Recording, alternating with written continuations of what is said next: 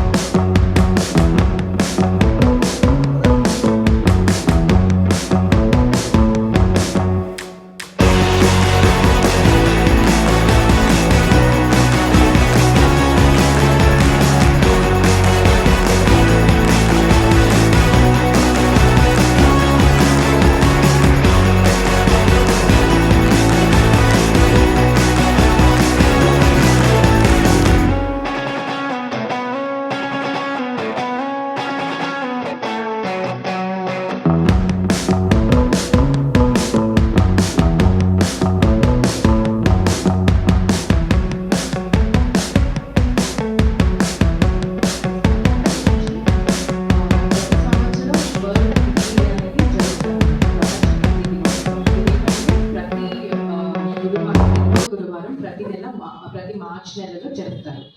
ఇది ఎందుకు జరుపుతున్నారంటే ప్రతి ఒక్కరికి కొంచెం కిడ్నీ గురించి, కిడ్నీ ఆరోగ్యం గురించి అవగాహన కల్పించడానికి జరుపుతున్నారు.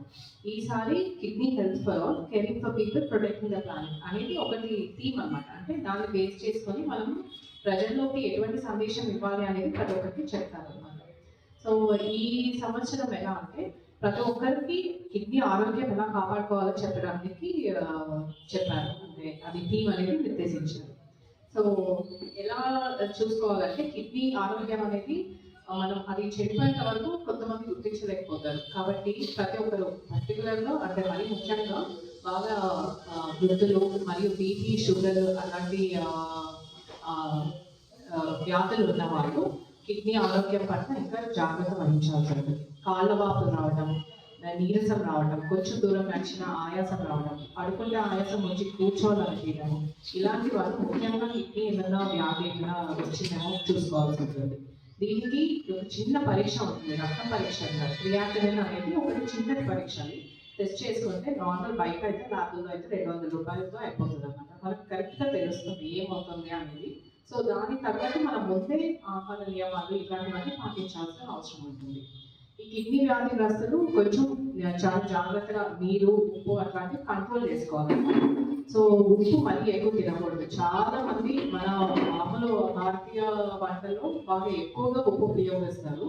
సో ఈ కిడ్నీ వ్యాధులు ఉన్న వాళ్ళు మరియు బీపీ, షుగర్ ఆల్రెడీ ఉన్న వాళ్ళు ఖచ్చితంగా ఉప్పు బాగా తగ్గించాలి. ఆల్మోస్ట్ ఇది అందరూ 98% వ్యాధిగ్రస్తులందరూ ఉప్పు బాగా తగ్గించాల్సి వస్తుంది. సో ఇంకా ఎక్స్ట్రాగా మనం ఇంకా పెరగడంలోకి అసలు ఇంకా వేసుకోకూడదు అనమాట. నీళ్ళు కూడా బాపుల్ని చూసుకుంటూ మితంగా తాగాల్సి ఉంటుంది. ఇంకా అలా ఏమి ఇబ్బంది లేవు అన్న వాళ్ళు ఇంకా జాగ్రత్త తీసుకోవాల్సి ఉంటుంది. నొప్పులు మాత్రం మరీ ఎక్కువగా వాడకుండా ఉండాలి. ఆ తర్వాత నీరు కూడా వాళ్ళు బాగా ఉన్న వాళ్ళు నీరు కూడా బాగా తీసుకోవాల్సి ఉంటుంది. పర్టికులర్గా ఇంకా మరీ ముఖ్యంగా బయట పనిచేసే వాళ్ళు, ఎండల్లో వెళ్ళి పనిచేసే వాళ్ళు బాగా కరెక్ట్గా మంచి మోతాదులో నీరు తీసుకొని ఆరోగ్యంగా చూసుకోవాల్సి ఉంటుంది. ఇలాంటి చిన్న చిన్న ఆహార నియమాలు అవి పాటిస్తే చాలా జాగ్రత్తగా ఉండొచ్చు, కిడ్నీ ఆరోగ్యాన్ని కాపాడుకోవచ్చు. So main kidney BP, sugar ఉన్న వాళ్ళు బాగా కరెక్ట్గా సరైన మోతాదులో నీరు తీసుకొని ఉప్పు తగ్గించి తీసుకోవాల్సి ఉంటుంది. కనీసం ఒక 6 నెలలకు ఒకసారైనా ఒక కిడ్నీ పరీక్షలు చేయించుకుంటూ ఉంటే చాలు. ఆ తర్వాత నీరు బాగా తీసుకోవాల్సి ఉంటుంది. ఈ బీపీ, షుగర్ ఇలాంటివి ఏమీ లేని వాళ్ళు. తర్వాత నొప్పులు మాత్రం మరీ ఎక్కువగా వాడకుండా, తర్వాత బయట జంక్ ఫుడ్ ఈ బాగా ఉప్పు కలిపిన ఫుడ్ అట్లాంటివి తినకుండా ఉంటే ఈ చిన్న చిన్న ఆహార నియమాలు పాటిస్తే కిడ్నీ బాగా కాపాడుకోవచ్చు. అక్కడ ఈ కిడ్నీ ప్రాబ్లమ్స్ వచ్చిన వాళ్ళందరికీ కూడా ట్రీట్మెంట్ ఉచితంగా జరుగుతుంది.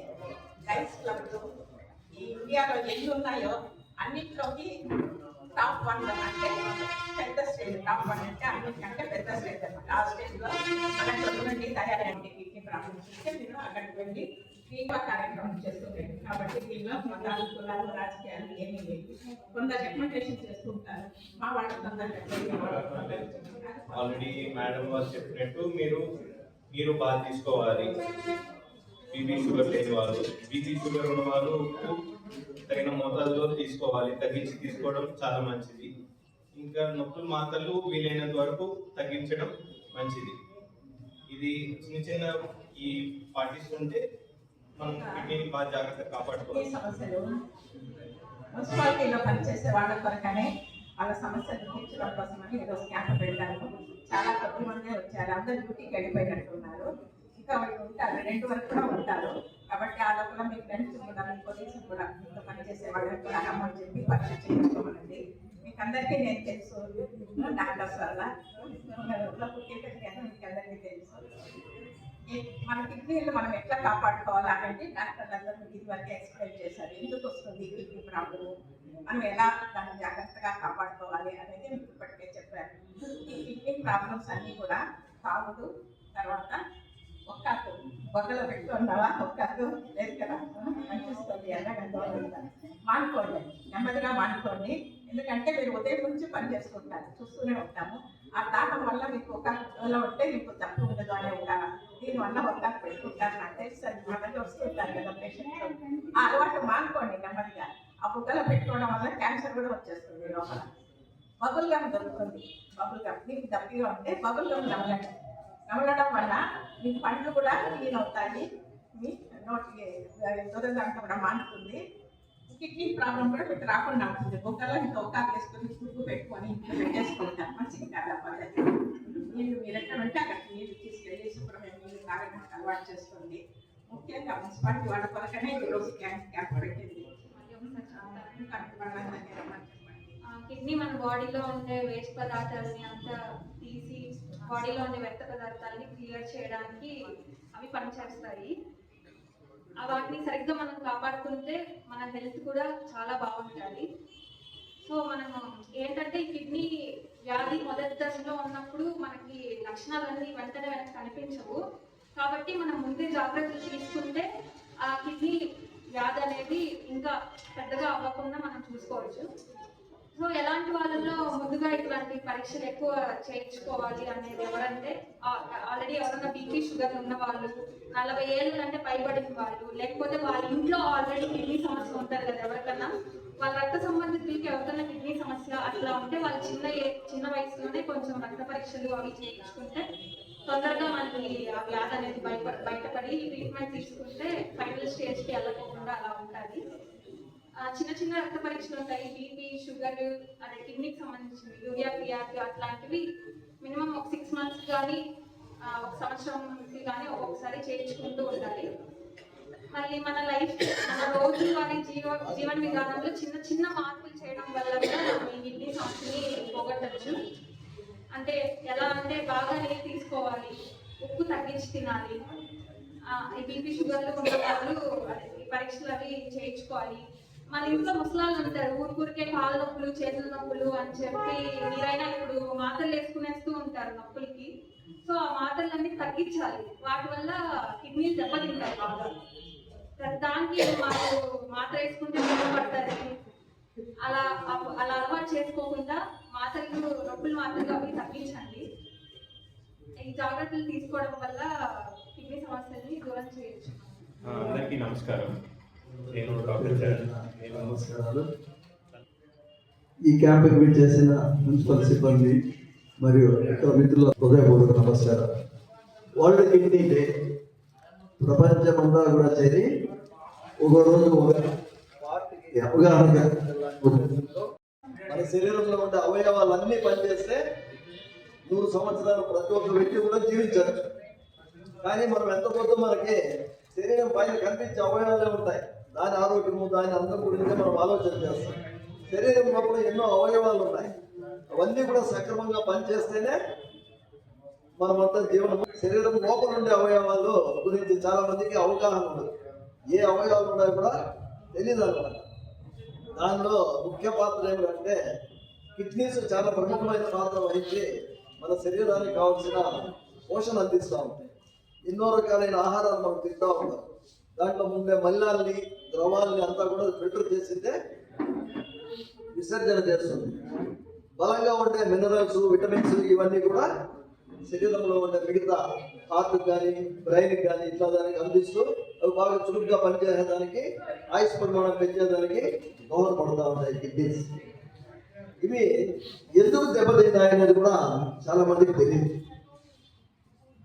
మధుమేహ వ్యాధి అంటే షుగర్ కంప్లైంట్ ఉండే వాళ్ళకి మెల్లమెల్లగా కిడ్నీస్ అనేది ఆ ఫిల్టర్స్ బ్లాక్ అయిపోయింది, పనిచేయటము తగ్గిపోతుంది. బీపీ రక్తపోటు ఉండే వాళ్ళు కూడా అదే విధంగా ఎక్కువ రోజులు ఉన్నారంటే కూడా అదే విధంగా వాళ్ళకు కూడా కిడ్నీస్ పనితీరు అనేది తగ్గిపోతూ వస్తుంది. కిడ్నీస్ ఏమంటే అత్యంత శక్తివంతమైనవి. దీన్ని చాలా మంది సెల్ ఫోన్తో కంపేర్ చేసుకుంటూ వస్తారు. సెల్ ఫోన్లో లాస్ట్ ఛార్జ్ ఎంత ఉంది? 10% ఉంటే కూడా సెల్ ఫోన్ ఏ విధంగా పనిచేస్తుందో మనకు ఛార్జ్ అయిపోయినది కూడా తెలియదు. 2% ఉంటే కూడా మనం మాట్లాడుతూ ఉంటాం, ఆ సెల్ ఫోన్ పనిచేస్తూ ఉంటుంది. అట్లా కిడ్నీలో లాస్ట్ మూమెంట్ వరకు కూడా ఆ సిమ్టమ్స్ అనేది మనకి గోచరించమన్నమాట. మనం తెలుసుకోవాలంటే కనుక టెస్ట్ చేసుకోవాలి. అందువల్లనే ఈ వ్యాధిగ్రస్తులు ప్లస్ 40 ఏళ్ళు పైబడిన వాళ్ళందరూ కూడా 6 నెలలకు ఒకసారి కిడ్నీ పనితీరు ఏ విధంగా ఉంది అంటే డాక్టర్ దగ్గర పోయారంటే వాళ్ళు కొన్ని టెస్టులు రాస్తారు. ఆ టెస్టులో మీరు మీ కిడ్నీ పనితీరు అనేది నిర్ధారణ చేస్తుంది, ఎంత ఏ రకంగా పనిచేస్తూ ఉంది అనేది. యూరిన్ క్రియేషన్ అనేది దాంట్లో ఫస్ట్ పాయింట్ వస్తుంది. బ్లడ్ యూరియన్ కూడా చూస్తారు దాన్ని ఏ రకంగా ఉంది అనేది. 2-3 టెస్టులు ఉంటాయి. తక్కువ ఖర్చు మనకి మన శరీర పరిస్థితి, కిడ్నీ పొజిషన్ ఏమిటండి అర్థమైంది. నెక్స్ట్ ఈ వ్యాధి ఎవరెవరికైతే ఉన్నాయో వాళ్ళు ఫస్ట్ ఇంట్రెస్ట్ ఏమంటే వాళ్ళు ఇన్ఫర్మేషన్ యూరిన్లో నురుగు అనేది కనిపిస్తుంది.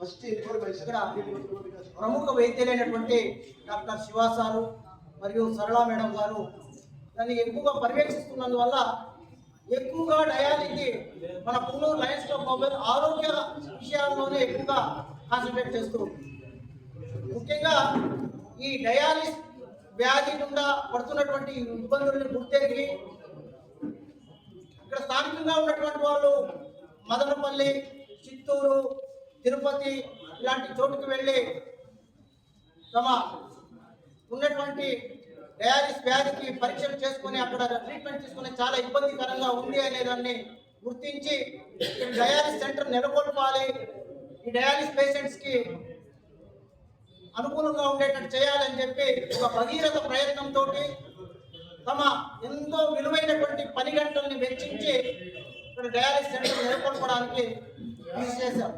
వారికి మా ముత్యాలన్న గారు, వరదారెడ్డి గారు, మిగిలిన లయన్ సభ్యులందరూ తోడ్పాటును అందించారు.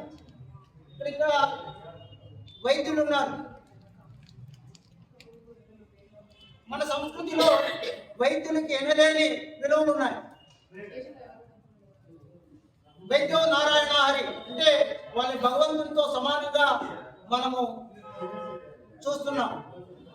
నాడు కరోనా వచ్చినప్పుడు కూడా వాళ్ళు ప్రాణాలకి ప్రాణంగా పెట్టి ఈ జనాలని రక్షించడానికి కృషి చేసినటువంటి ఈ వైద్యుల మధ్యలో కూర్చోవడము మాకు గర్వకారణంగా భావిస్తూ ఈ వ్యాధుల గురించి వాళ్ళు తెలియజేసి చాలా విషయాలు మనకు తెలియజేశారు. ఇప్పుడు ఉన్నటువంటి సంఖ్య తక్కువ ఉన్నా కూడా ఇప్పుడు వచ్చినటువంటి మీడియా మిత్రుల ద్వారా ఈ విషయం వేలాది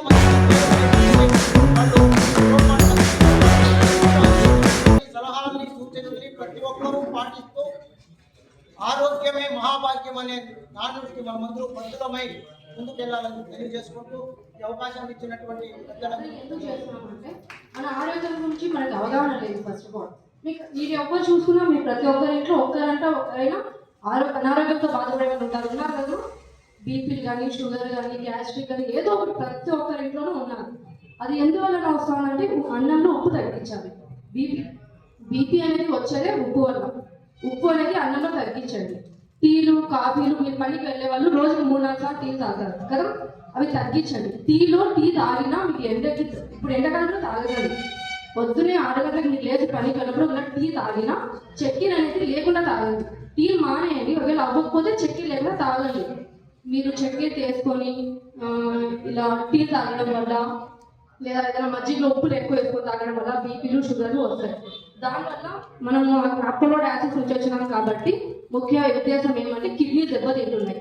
చాలా వరకు కిడ్నీ దెబ్బతింటున్నాయి. మా హాస్పిటల్లోనే 100 పైన కిడ్నీ పేషెంట్లు ఉన్నారు. అలాంటి హాస్పిటల్స్ చాలా ఉన్నాయి. అలా కిడ్నీ అంటే తెలుసా మీకు? అసలు తెలుసు కదా, కిడ్నీ అనేది పోతే మనకి యూరిన్ అనేది రాదు. యూరిన్ రాకపోతే మనం తాగే నీళ్ళన్నీ మన ఒంట్లోనే ఉండిపోతాయి. ఆ ఒంట్లో ఉండిపోవడం వల్ల లంగ్స్లో అన్ని చోట్ల నీళ్ళు చేరిపోయి ఆయాసం వచ్చి చనిపోతారు. ఇంత దీనికి దారి తీస్తుంది ఒక్క ఉప్పు. అందుకని అందరూ చెప్తున్నారు ఉప్పు తగ్గించండి, ఉప్పు తగ్గించండి అని. ఉప్పు తగ్గించేయండి, సాల్ట్ తగ్గించండి, చక్కెర తగ్గించండి. మీరు మళ్ళీ పనికి వెళ్ళి నొప్పులు రావడం వల్ల మాత్రలు వేసుకుంటున్నారు కదా, నొప్పులు మాత్రలు మానేసేయండి. నొప్పులు వస్తే డాక్టర్ దగ్గరికి వెళ్ళి ఆ డాక్టర్ దగ్గర కన్సల్ట్ తీసుకొని దాని తర్వాత మాత్రలు కానీ ఏమైనా వాడండి, సరేనా? మళ్ళీ ఏమంటే ఎవరైనా గ్యాస్ట్రిక్తో బాధపడుతున్నారు వాళ్ళు డాక్టర్ దగ్గర వెళ్ళండి. ఇష్టం వచ్చినట్టు మందులు వాడడం, యూట్యూబ్లో చూడడం, పక్కన చెప్పినట్టు మందులు వాడడం, ఇలా వాడడం వల్ల ఆ మందులే కిడ్నీలకి ప్రాబ్లం అవుతుంది. దానివల్ల మీరు డాక్టర్ దగ్గర ఖచ్చితంగా వెళ్ళాలి, ఆ డాక్టర్ చెప్పిన మందులే వాడాలి. నొప్పులు కానీ ఏవి పడితే అది వాడకండి. ఎక్కువ నొప్పులు వస్తే వేడిలో కాలు పెట్టుకోండి, జండుబాం రాసుకోండి, ఇలాంటివి చేసుకోండి.